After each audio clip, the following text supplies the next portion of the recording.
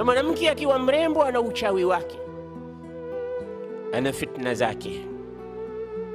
Naam, lipita kundi la wanawake fulani, basi mmoja katika wanaume akalishuhudia, akaona wanawake walivyokuwa warembo, akasema la ilaha illa Allah, inna an-nisaa shayatinun khuliqna lana, hakika wanawake ni mashetani tuliumbiwa sisi wanaume.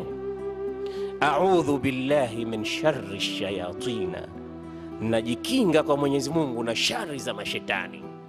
Akapa mgongo akageuka. Kumbe wenyewe walisikia maneno haya, nisa'u shayatinun khuliqna lana a'udhu billahi min sharri shayatin.